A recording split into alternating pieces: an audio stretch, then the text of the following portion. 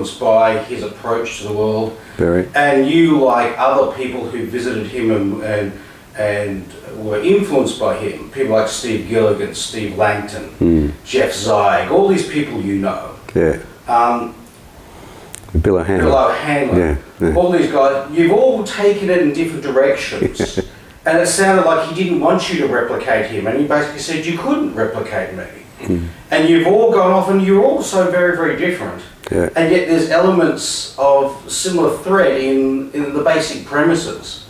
You have your own solution-oriented approach. I do. Can you tell us more about that? Yeah, so I've always been interested in small things, you know, like sparrows are one of my favourite birds, you know, they're kind of small and humble and ordinary. And there's something about small that's always appealed to me.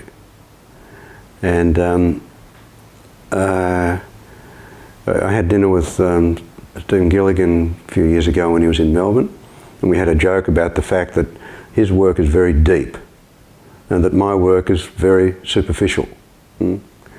And I mentioned yesterday that one of my other teachers, Joe Barber, said that what he'd like to do was chicken shit therapy, just like little bits. And so what I like to do, and it may be just a function of my laziness, that I don't want to do hard work, or a sense of being short myself. I'm not a tall person, I'm small, so I'll just do small work. I don't know what the explanation is, but what I like to do, the smallest and the easiest thing that I can do, so that someone can then start to move on and do their work themselves. I mean, Erickson did the same thing, except sometimes he did, you know, the hard and the deep stuff, and I don't mind that, but my preference is minimal intervention. The least people have to do with me, the better. The sooner they're back in their own life, the better things are in general. It's not good for business. It's not good for building a practice, but it's very good for our soul. But you know, one of Erickson's major premises was that people are a lot more resourceful than they realise. We learn to limit ourselves, and the problems come from learned limitations. And so the ways of getting past problems, a way of resolving problems, finding solutions, is to either unlearn those limitations or to learn new experiences.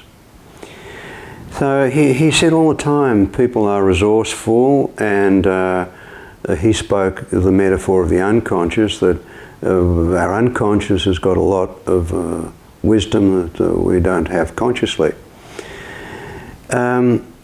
But it always seemed a kind of a big leap. How to get to those resources? Where do you, I mean, I believe that. I've seen it. The people, you know, oh, I've got that, I can do that. But how to? And one of the things that I've found really helpful, that I'm fascinated with, is the idea of helping someone to connect with their resources by asking what they like to do. When someone talks about what they like to do, they like what they like because they've got it handled. They've got all the resources they need to deal with that. If someone likes fishing, it doesn't mean that they'll always catch a fish, or that the line won't get tangled, or they won't lose the bait.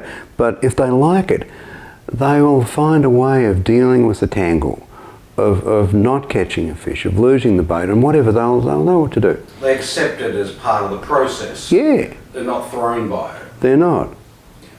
They're not stopped by it. They're not thrown by it. They're not stopped by it. That's something that they handle, and that's part of what they do. So they've got all they need to do to handle that, to not be thrown by that, otherwise they wouldn't like it. So by asking someone what they like to do, we have a place, an environment, a context that is resource rich.